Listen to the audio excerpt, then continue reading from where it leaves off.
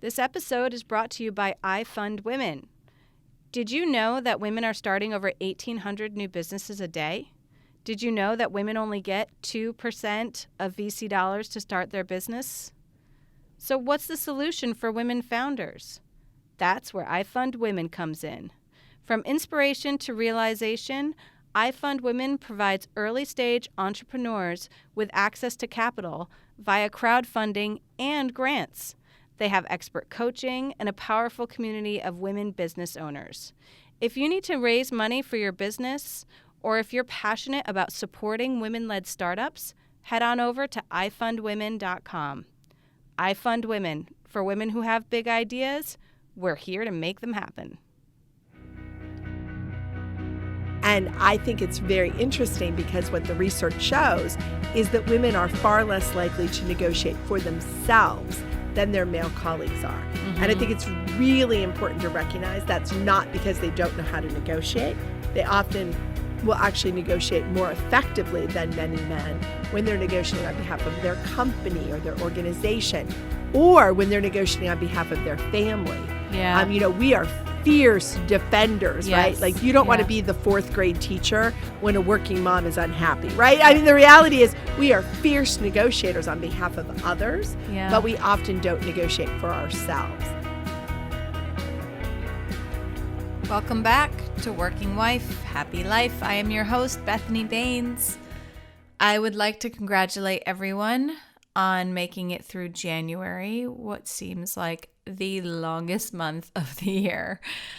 I myself am just back from a quick coast-to-coast trip in about 24 hours. You know, it's super bad when you log into the Wi-Fi on the plane and you're already being notified to check in for your return flight home. But alas, here we are. I am so excited about our episode today. I had the opportunity to sit down with Dr. Victoria Medvec. And for those of you that don't know her, she is a professor at the Kellogg School of Management at Northwestern University. She is the co-founder of the Center for Executive Women at Kellogg, and she's the CEO of Medvec Associates, a consulting firm focused on high-stakes negotiations.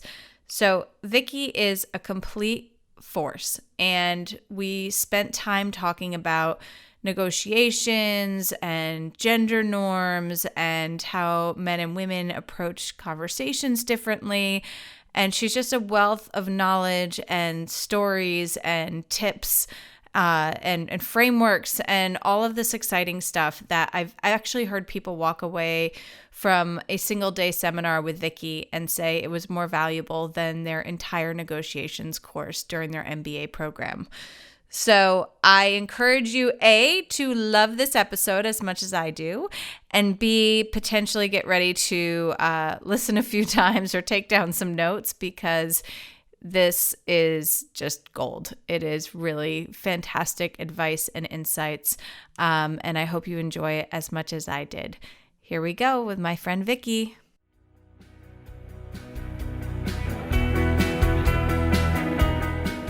How we met on our journey is I took your course at Kellogg. Right. The corporate Women Director Development Program. Women Director Development Program. Mm-hmm. Tell us about that. Mm-hmm. So I have the great fortune of being one of the co-founders of the Kellogg Center for Executive Women. And the Kellogg Center for Executive Women focuses on getting more women onto corporate boards and into senior leadership roles. And as a part of that, we have two different programs.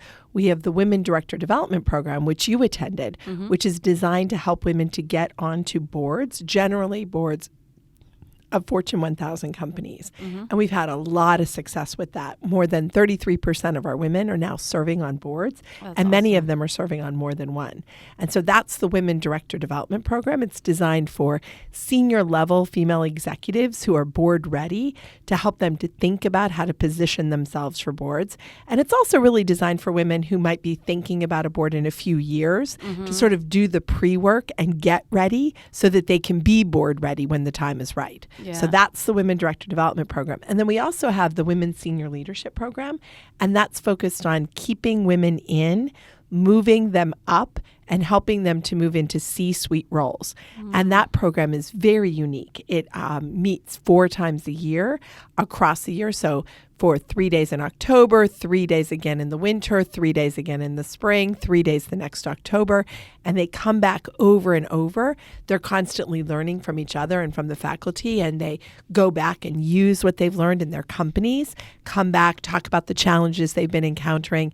And that program has been incredibly successful in helping women to stay in and move up in their roles. We have a lot of women from that are now CEOs or CFOs or chief operating officers or chief marketing officers.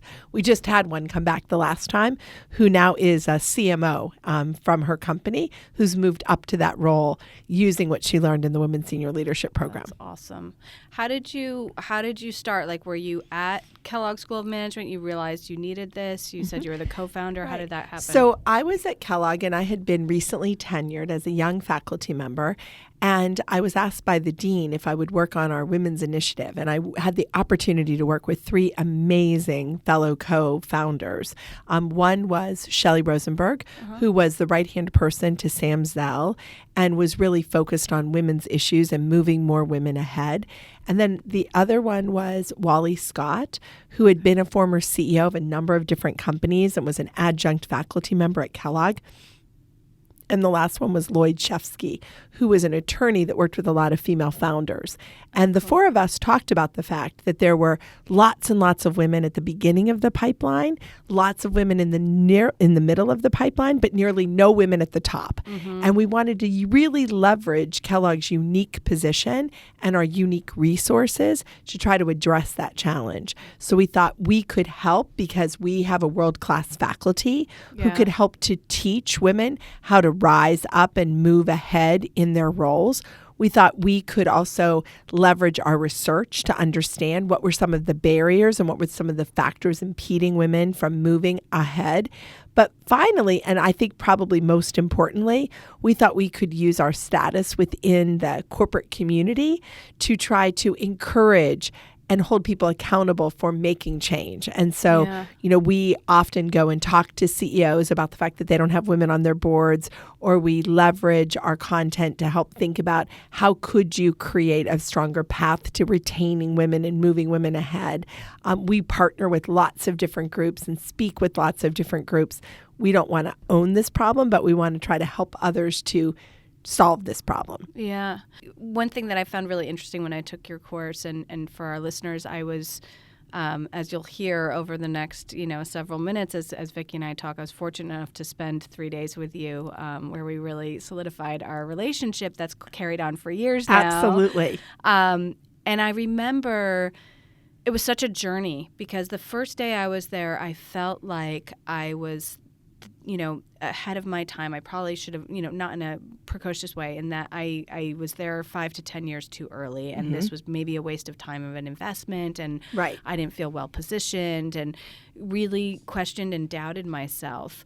And you picked me up from that and made me realize the unique value that I brought and the unique experience that I have, but also that life doesn't put you in places where you're not supposed to be when you're not supposed to be there. So kind of trusting the journey a little bit. So for listeners that we have that are younger, that are potentially thinking about investing in themselves, both for coursework or even just furthering themselves as professionals, but also thinking about down the road, do I want to get on a board seat? Like, what is the right time to start exploring? So I think that your approach of starting early is actually very productive. And we see a lot of women who will come to our program after they've already retired and they're saying, okay, now I'm ready. Now's the time I want to get on a board. And the reality is that some women can't be on a board while they're still working because their company may prohibit it, or they may work in an investment bank or a consulting firm where it's not possible because of independence issues. But the reality is, if you could, the optimal time to be on a board is while you're still employed. Yeah. And I actually would argue that women get a lot out of being on a board while they're fully employed because they can bring those lessons that they're learning back to their own companies. Yeah. And I think most companies see that having their executives on one board, not more than one, but one board, is the ultimate learning experience for senior executives, where I learn about strategy. I learn how others are handling strategy. I understand how others are handling challenging issues. I learn from my fellow board members. That's a lesson that I think helps to really evolve and develop the most senior leaders within your company. So I think it's a great thing to allow every senior leader to serve on one board. And it's great if you can serve on a board while you're currently employed. To wait until the end, and then I think it's often sort of late for people to come to this idea that they want to do it. But the reality is a lot of the things that boards are looking for, you might not have done. It's kind of like taking your student who's a junior to see colleges, to have them hear that what they really should have done were really productive things during their freshman summer and their sophomore summer. And now it's like too late to do anything about it, right? The reality is if I wait until I'm like ready to be on the board to begin to think about, am I doing the right things to be on a board, it may be too late. So if you come early, I think it's a great way to learn like what's essential, what's important, what could I do to differentiate myself? What are the capabilities I want to build? How do I make sure that I'm getting the right kinds of P&L experience so that I'm attractive to a board? How do I build out a skill set that will be great to offer in the boardroom? What are some of the capabilities that I have that I might get to deepen and explore more so that they really would be advantages to me in a boardroom?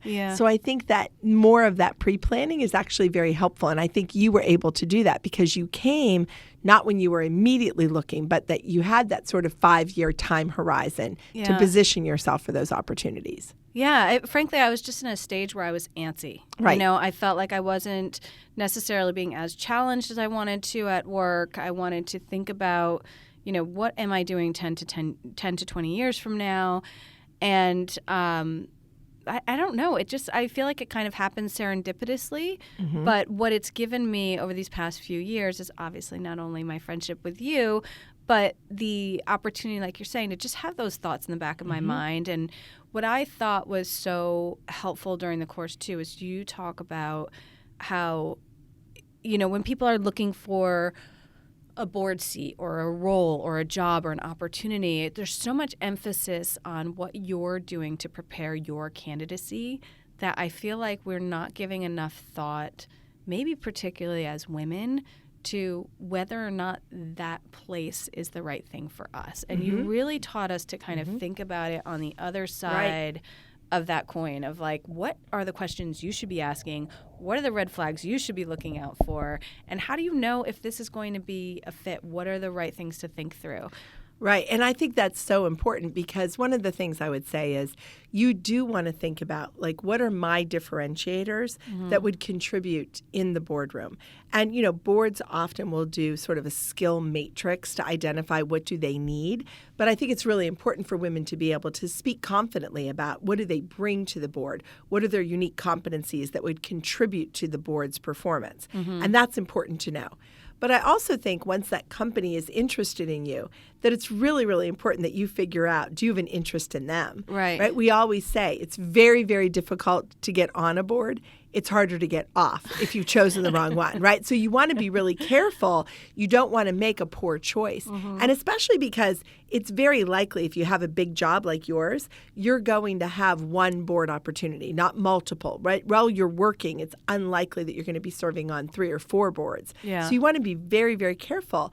I always say, you can get D&O insurance to guard against financial risk as being a director, but you can never, ever get D&O insurance to guard against the biggest risk, which is the risk to your reputation. So you do want to do careful diligence. You want to pick the right board. You want to make sure, for example, that CEO is actually a CEO who's looking for board involvement and discussion and debate, not a rubber stamp of what they want to do.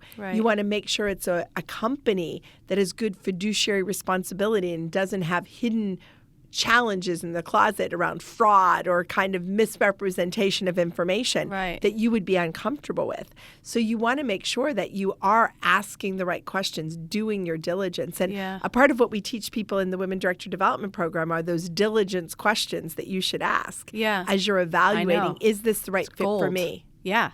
That list, by the way, is gold. And I feel like it's something that we should do as an exercise for any of these decisions. Like, what are the right questions, sitting down and really thinking through it. But you're making me think of this concept that you've probably heard of, the glass cliff. And particularly, I would say, with board seats. So you're saying, the protection against reputation. Do you see because I'm assuming you keep a close eye on these things as they evolve in the industry, do you see companies in trouble really trying to get more women on their boards at that critical time, or, kind of that phenomenon of when there is a crisis, let's bring a woman in? Do you see that happening, or is that just floating up? So I think that is a real phenomena. And I think you actually see it a lot around the CEO position. So, this stems out of something that is called prospect theory. Prospect theory says that we're risk averse in the domain of gains and risk seeking in the domain of losses. It's this wonderful piece of work done by Danny Kahneman and Amos Tversky that actually was a part of Danny Kahneman winning the Nobel Prize in economics. It is a powerful influence tool, but it's also a really powerful tool to understand how people make decisions. That people are risk averse in the domain of gains and risk seeking in the domain of losses. So I think when you think about that, when companies are struggling and they have a crisis and they're losing money and they're losing consumers, they're in this domain of losses, they're more willing to take a risk. Well, what is risk taking? It's doing what is not the status quo. And what is risk aversion? It's maintaining the status quo. So I think when companies are performing really well, they're more likely to be more risk averse. And it's far more likely that they pick the status quo incumbent kind of candidate because it's for working. Key roles. I think when they're suffering and they're facing problems, they're more risk taking and they're more likely to take some risk and perhaps select someone who is not the status quo. I think, though, the challenge for this with women is, and I think we've seen this, is women will get selected into roles where there are big challenges facing the company and where the likelihood of success is smaller for man or woman for anyone, because they're in a challenging situation. And so I do think it's really important that we're careful not to oversample on sort of just putting women into challenging roles, because I think that you're setting up a situation where it's harder for them to succeed. Well, it's really interesting to unpack that, because it's just something that I've heard about and that I've read about, but when you actually look at it as a result of a human behavior, then you see the pattern, and then you see, okay, well, what are all the consequences of acting in that way because it's human nature? And then what impact does that have on the broader conversations and progress that we're making against diversity? And it's just a spider's web. No, I think that this idea that we're risk averse in the domain of gains and risk seeking in the domain of losses is key in understanding leadership selection. I'm certain that, you see this also within the tech world, that a lot of companies that are technology companies are very risk-taking when they are first starting. They're willing to take risk. They're seeking out risk. They're very, very, very risk-seeking. But I'm sure that you've seen that with success, that often breeds a complacency, and that success actually often creates a risk aversion that causes those companies to be now unwilling to take the kinds of risks that made them successful in the first place, right? And that's a natural state of development of businesses. As they grow, they often become more risk averse. It's a natural state of human development too, right? Like, I'm just thinking about myself and the things that I did either in my career or my personal life as I was younger. Some I won't mention on the podcast ever, but as these things go, you become more and more, risk averse the older you get, and the less kind of boxes you have to check. I want to switch gears a little bit, because for our listeners, one of the areas that you emphasized with our training, and one of the areas that you do a lot of work on, particularly in your own business, is advanced negotiations. And this is just a topic I can't tire of, because it's such a beautiful dance of human instincts And it's just it's a fascinating sociological analysis to me. And I would love to hear from you, how did this become your passion area? How did this become your career? Would love to hear differences you see in terms of negotiation styles across different genders, anything that... Sure. So I love talking about negotiations, and I've actually had a long-term interest in negotiations. So before I got my PhD, I was actually a professional fundraiser, and I would raise big gifts. So I would do major gift fundraising. So I was literally negotiating even before I studied the negotiation. But I'm certain that background probably interested me then when I was selecting what I was going to study in my PhD program at Cornell. And I became very, very interested in negotiation. A part of what I initially studied was decision making, and in particular how people feel about the decisions they make. So I studied a lot around regret and satisfaction. And then I started to see this linkage that is, if I could anticipate what I might regret, or if I could anticipate what might make me satisfied, I could also leverage that in a negotiation situation to make the other side satisfied, right? To lead the other side to be satisfied. So that's where my interest in negotiation first started. But now I have taught negotiation for more than 25 years. I have worked with companies around the globe on negotiations. I teach negotiations in companies around the globe, but I also advise on deals. So I do a lot of advice on mergers, acquisitions, partnership agreements, licensing agreements, big customer contracts. And I love that work. But one area that really fascinates me is what you raised, which is the difference between how men and women negotiate. And I think it's very interesting because what the research shows is that women are far less likely to negotiate for themselves than their male colleagues are. And I think it's really important to recognize that's not because they don't know how to negotiate. They often will actually negotiate more effectively than many men when they're negotiating on behalf of their company or their organization, or when they're negotiating on behalf of their family. Yeah. We are fierce defenders, right? Yes. Like you don't want to be the fourth grade teacher when a working mom is unhappy, right? I mean, the reality is we are fierce negotiators on behalf of others, but we often don't negotiate for ourselves. And I think there's a lot that we could talk about around that, about why that happens and how to overcome that. Well, I always say that too because I have so many women in my day job where I feel like they're coming to me for career advice or about to have this tough conversation. I just had one today to help guide this woman. And I'm like, I am always somebody else's best advocate. If I could just take my own advice and have the balls that I have when I'm telling people what to say, to actually say it myself all the time. It's so fascinating how easy it is for us to lift others. And I also think that what I've seen, and I'm curious to hear your perspective on this, I've seen men negotiate for things that women may not have thought to even ask for. So in terms of assumptions or expectations of what is on the table, I have seen men put things on the table like, my family's not ready to relocate, so I will need an apartment local to the office and flights home every weekend. Or my father-in-law negotiated when he was offered a new job that he was going to have to dress nicer at this new job than currently, so he negotiated his wardrobe. Right? So they will put things on the table that I think wouldn't occur to women. Do you see that type of behavior playing out? So there's actually evidence that is true. So if you ask men and women to look at a scenario that describes the situation and you ask them to identify negotiation opportunities, men will identify more negotiation opportunities than women do. Men often see the world as more negotiable, more flexible, and women see the world as more fixed, more constrained, that it is given.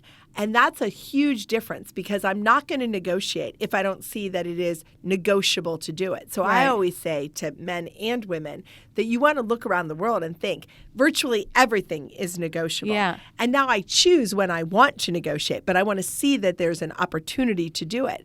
And I think this is so important because I think that when you don't see that you can negotiate, that's when you get frustrated. That's when you're dissatisfied. I'm a very happy person. I'm a very satisfied person. And I firmly believe that a part of why I'm so satisfied is because when I don't like something, I try to change it and negotiate as opposed to just taking it as a given and thinking that it's just fixed and has to be that way. Yeah. So I think that when you take that control through negotiation, you actually do make yourself have much more satisfaction in terms of your life. How did you get that message, though, that it was okay to do that? Because I do think when we see some of these behaviors play out so distinctly across the genders that there's actually studies or proofs or, whatever, just explanations of why it happens so systemically, it has to come from the messages we receive or the way we're socialized. It's not biological. Right. So, like, how did you get that message that it's okay for you, Vicki, as a little girl and growing up to not be satisfied and to make sure you find what you need to be satisfied? Right. So I'm not sure that I knew that when I was a little girl. And I will tell you, I absolutely believe that this is socialized into us. Yeah. I think that if you ask 5-year-olds today to sort cards into piles of like, what is mommy's job, what is daddy's job, and what do both parents do, and you give them a stack of household items, they will stack the cards in very sex stereotyped ways, even today, right? Yeah. Not 5-year-olds when I was 5, not 5-year-olds when you were 5, but 5-year-olds today will still put the stove in mommy's pile. And they'll put not in my house, but they'll put the hose in daddy's pile, right? They'll put the rake in daddy's pile. They'll put the dishwasher in mommy's pile. They still sort these in very sex stereotyped ways, which suggests that there are probably in many households still tasks being assigned in those sex stereotyped ways. Right. And I think that does cause a difference in the opportunity for girls and boys to learn to negotiate. I mean, if you just play that out, right, and think about it, if boys are out raking the yard or washing the car or shoveling the snow at a young age, like age 11, age 12, then they're out in the yard, they're doing this work, they're in the driveway, they're doing this work, and a neighbor comes by and they see them and they say, when you're done shoveling your driveway, you want to come shovel mine? Or when you're done cleaning that car, you want to come wash mine? And immediately, at a very young age, boys find themselves in external labor markets. And they recognize they have a skill and they need to negotiate for what that skill is worth in the market, right? Think about girls. If they are doing what is the sex stereotyped thing that we would think of because of this sorting of the cards, they might be loading the dishwasher or they might be setting the table. It's very unlikely that any neighbor stops by and says, when you're done with that dishwasher, can you come do mine, right? Well, after you set that table, why don't you come set mine? The reality is that sex stereotype job assignment may be affecting the likelihood that boys and girls are getting the opportunity to see their skills as having a market. Right. So the first chance might be when girls are babysitters. And a lot of people advise girls to not negotiate, to take what they're offered and not be negotiating. So I think that there is a socialization. I agree with you completely. I don't think it's biological. I think it's socialized into us. Right. But that girls are socialized into not negotiating, into thinking that no means no. And I see this all the time. We need more boys to know that. Boys will see, that no means maybe, right? And girls think no means no. I see this all the time when I teach negotiations. I'll say, what does it mean when the other side says it's not possible? And women will say, it means it's not going to happen. It means it won't work. And men will say, it means they want something else. It means they're holding out. They want to see what else they can get. They might say yes, but they're going to say yes later, right? This idea of, is no the end point in the negotiation, or is no the beginning? And I see this all the time because I talk to women about negotiating for themselves. And a lot of women will say, Vicki, I tried really hard, but they said no. And they see no as the wall they ran into that ended the negotiation. And I think men often see no as a window they climb through. Game on, let's go. The negotiation begins at no. And so when I see it as an ending, I'm never trying to explore that and continue that on. Right. And I think that's where this socialization to what does no mean, are things fixed, are they given, those are really key components. Yeah. There's a great study that was done. It's done, and it asked men and women about a job posting. So there was a job posting, and it had 5 essential requirements. How many of the requirements do you think women needed to have before they would apply for the job? 100%. 5, right? Yep. 5. Yep. And, some women will actually offer maybe 6, but all 5 for sure, right? How many do you think men need to have before they will apply for the job? Probably 2. 3. 1. No way. 1. That's what they wanted. The rest is like discretionary. Those are optional. I've got this covered. Wow. Now think about what that advice means, because that says women see the world as fixed. Men see the world as negotiable. Women are saying there's 5 requirements. I don't have them. I'm not going to apply. Men are saying, I've got that one. That's what they really need. I've got my name in the hat. Yeah. And so women are taking themselves out and men are putting themselves up for the role. And I think that that is so important for women to hear. And I always say to every woman, it is never your job to decide if you're qualified for a role. That is somebody else's job. Yeah. It is your job to say, I'm interested. It's your job to raise your hand. It's your job to express your interest. It's somebody else's job to assess whether you're a good fit. Yeah. And whenever I say that, people will be like, I don't want to take a job that I'm not qualified for. But I always say there's a long road between application and acceptance. Yeah. And you have a lot of time to learn about that job and to figure out if you can succeed, but never take yourself out because you don't have the requirements. And the truth, first of all, that's gold right there. The truth of it is, though, too, is like a lot of women will never feel like they are qualified. Right. Like that they've got all of that stuff buttoned up to a point where they're not going to walk in that first day with that imposter syndrome of that 100%. Yeah. No, I think women often live their lives in preparation. Mm-hmm. And so they're like, once I do this, then I will be ready. After I have done this, then I will have the right skill. After I finish this degree, then I'll be positioned. I think we live our lives in preparation. Not and even I think personally too, personally right? too, like, right? Yeah, 10 and more think pounds men, and I'll get back right, in that bikini. Exactly. That's exactly right. And I think men live their lives as though I'm ready now, right? Mm-hmm. And if I'm viewing my world as like constant preparation, I never think that I am qualified. And that's such undercutting of our skills. Yeah. You have one story that you told when I was at the seminar, and I don't know if you remember it, but it was a story about your family on vacation, on a ski vacation. Uh-huh. Do you remember this story? I do remember that story. I thought you were going to go for a different story, which is... tell that one. So I was thinking about what you were saying about this idea of like the gender roles.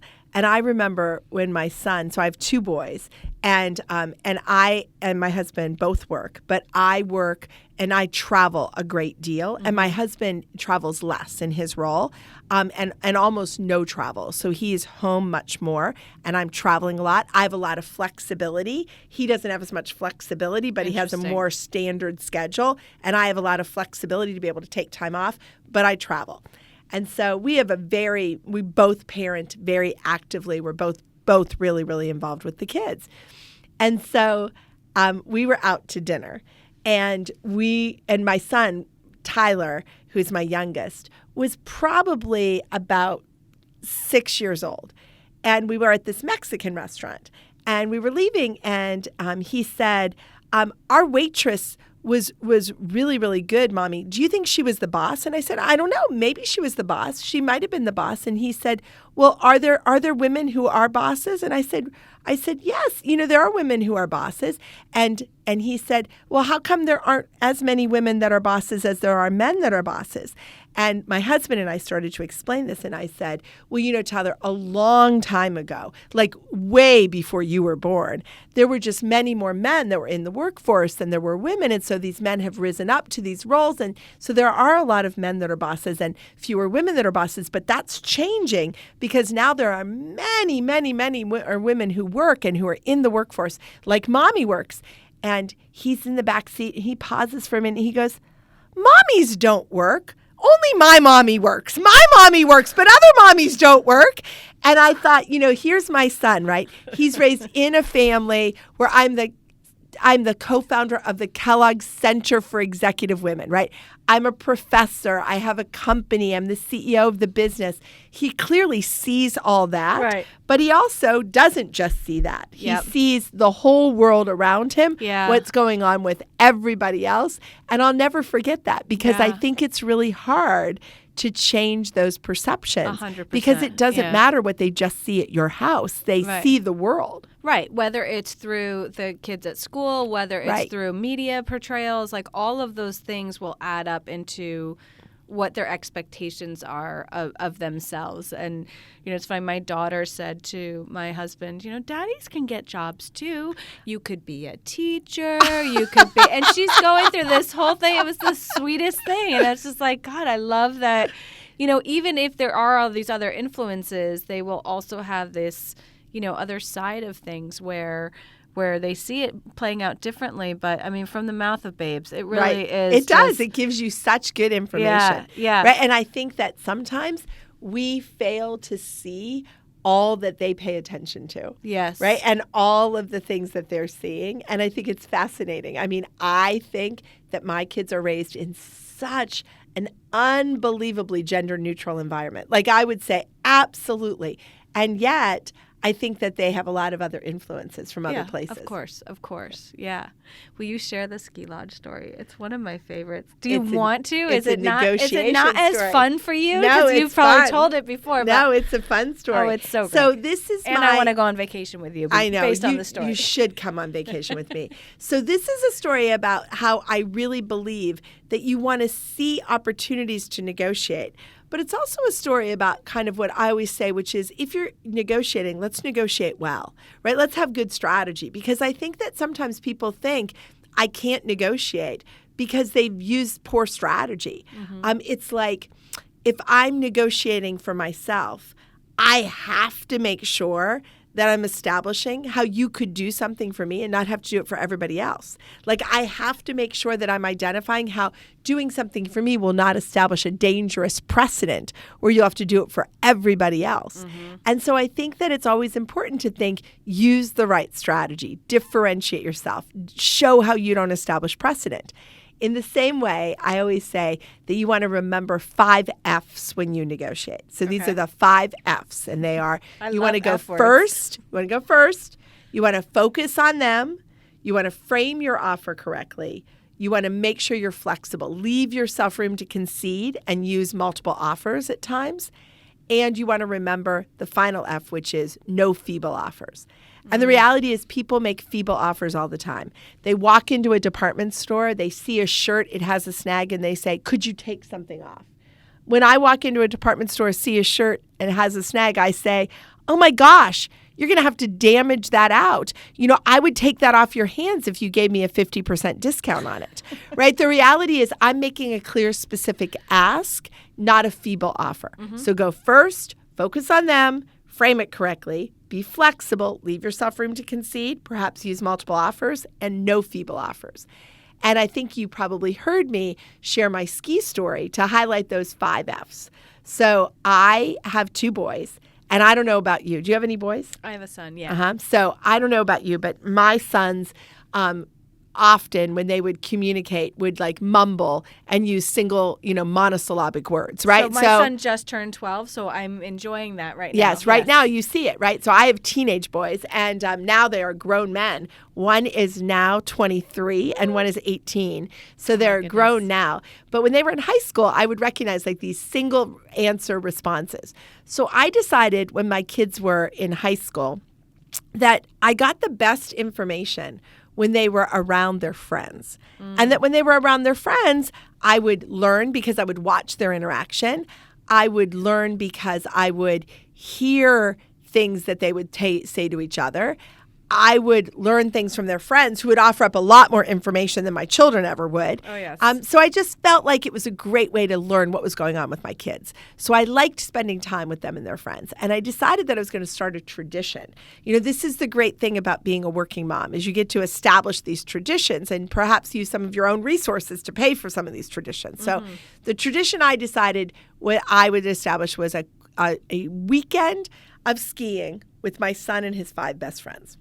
And so we did it in his freshman year, and it was quite amazing. I saw so much. I learned so much. I felt like I really understood what was going on with my son and his friends. Aww. So sophomore year comes, and I do another trip. And we go to this incredible hotel that has a beautiful, beautiful, beautiful set of condos in the hotel itself. And we're going to stay in a condo. And it literally was just finished. It was finished days before we arrived. The owners have not even stayed in this condo yet. And so we arrive, and I think it's absolutely beautiful, but there's a problem. And the problem is that the TV in the living room doesn't work. Now, you may say, like, why is that such a problem? And this has to do with my fantasy. And the listeners can critique any of my content they want, but they cannot critique my fantasy because this is my fantasy. Off limits. My fantasy. So my fantasy is that at night, after dinner, we're all going to sit around, we're going to eat popcorn, we're going to watch movies, we're going to chat. And you cannot be eating popcorn, watching movies, and chatting if the TV in the living room doesn't work. No TV. So I immediately call down and ask them to send up somebody to fix the TV. And they send up a bellman. And the bellman works on it for a while, but he can't get it fixed. Then they send up a front office manager.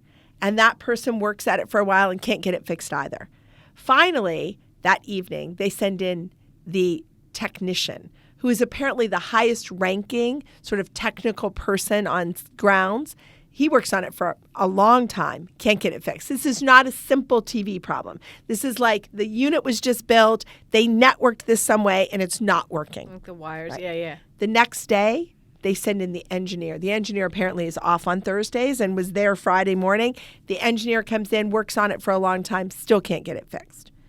So I come back from skiing, and I go to work out. And one of the other mothers who was staying with us. You went skiing and then worked out? I did go skiing and then work out. Impressive. I did. All and right. Just recently I worked out and then went skiing the last 3 days. I thought skiing was a workout. I think skiing is a workout. All right, I think I should stop doing that. But okay. So I went downstairs to work out. I come back upstairs, and the mom who is staying with me with the boys says to me, "Oh, Vicki, I don't think you're going to be very happy.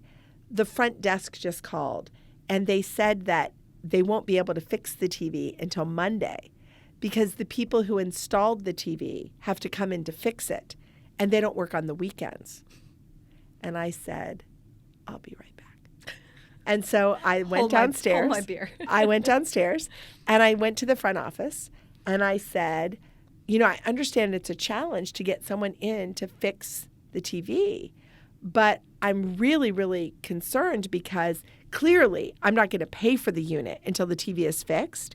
And I would feel terrible. I mean, I would feel really bad if I stayed in that unit for 4 entire days and paid you nothing. Like, I think that would be awkward. So I'm really hoping that you can get someone in there to fix the TV so that I can begin to pay for the room. And I went back upstairs. And the woman who was staying with me was one of the mothers of one of the other boys, but she also is the CEO of a company. And she said, "So what did you ask for?" And I said, "Oh, I told them I wasn't going to pay until the TV was fixed." And her mouth dropped open. And she said, "Vicki, this is like a 4,000 square foot condo. What do you mean you're not going to pay? It's like 4 bedrooms. You're not going to pay until the TV is fixed?" And I said, "It's my first offer. I have room to concede." And so that was, the starting point. So the next morning, 7 a.m., guess who's at my door? Of course. Yeah. The people who weren't able to materialize on the weekend, right? Suddenly they're there. On the weekends, yeah. Suddenly they're there. And so they work on it, and it takes hours. They get it fixed, though, by like 2 o'clock that day. So I come back from skiing that day, and I get a call from the general manager of the hotel. And the general manager says, "I understand there's a problem with your unit." And I said, "I have to tell you, this is an absolutely spectacular unit. It is so beautiful. And I'm just really happy that we were able to be your punch list family. Because I know that your highest priority is to make sure that those owners, when they arrive next week, are absolutely delighted with this beautiful place.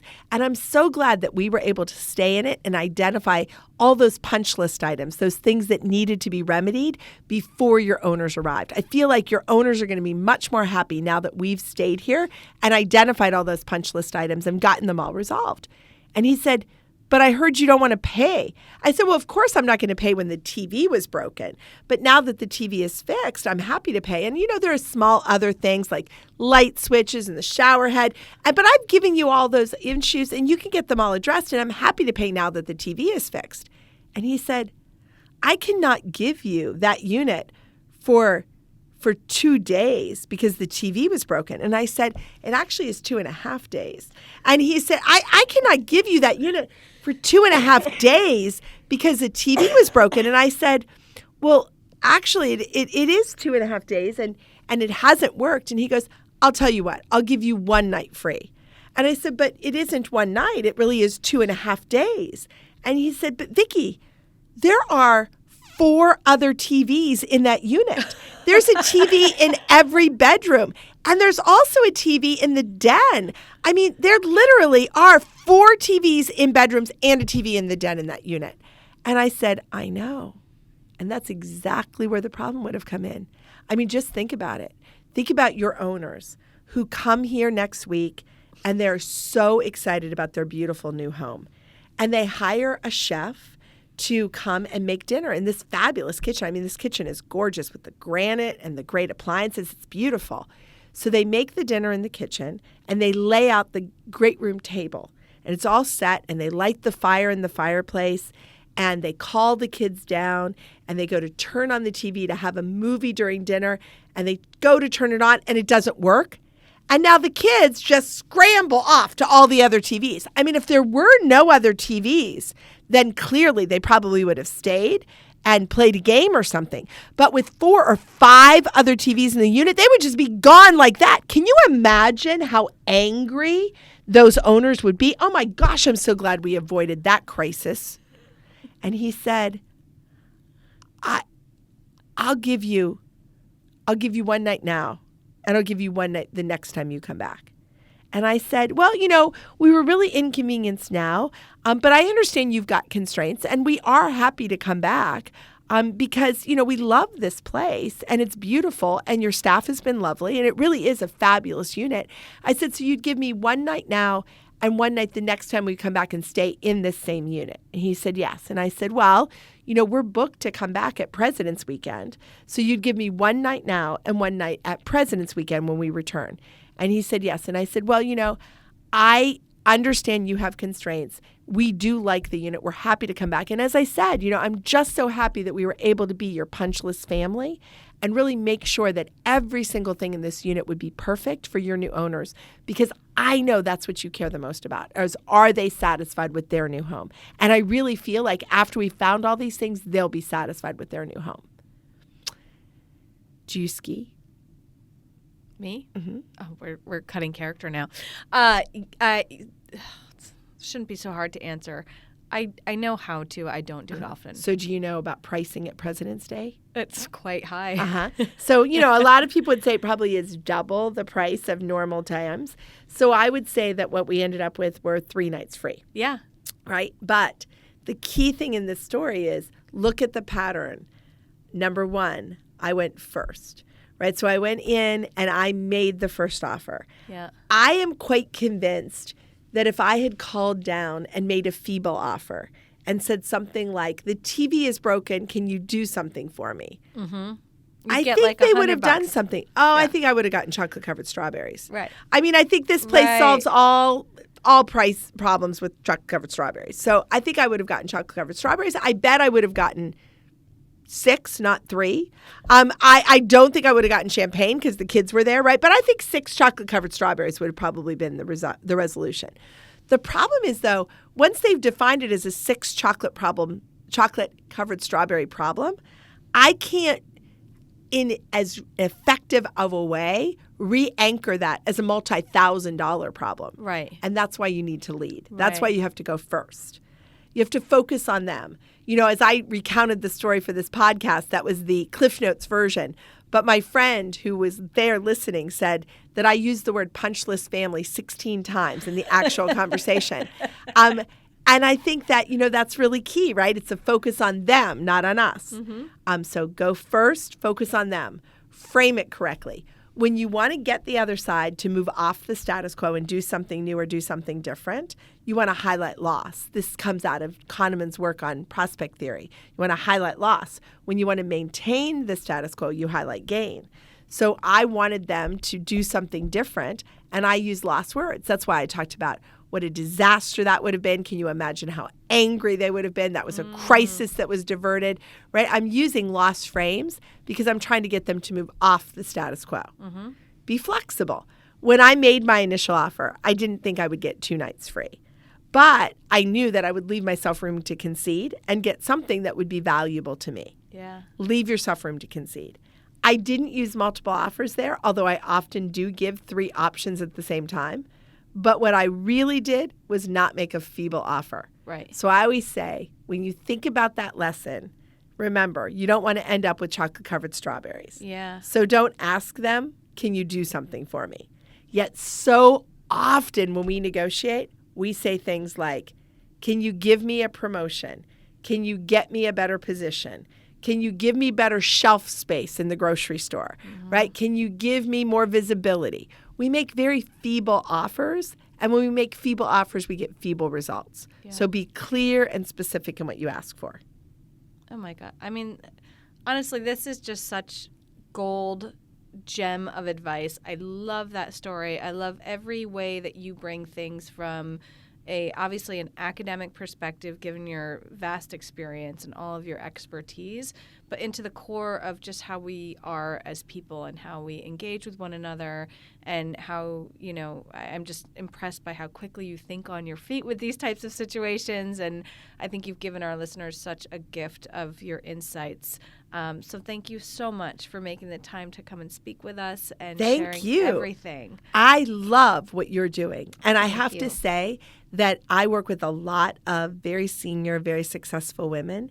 And I find that so many of them are the breadwinner, and that is something that needs to be talked about. And I really appreciate that you're taking the time to talk about that, and that you're highlighting that it is something to be proud of, Yes. and that it's something where we need each other and each other's support, because it is a challenge, and talking about that helps us to all navigate those challenges. So I think it's fabulous what you're doing. Oh, thank you so much. Thank you. This was just absolutely wonderful. Thank you.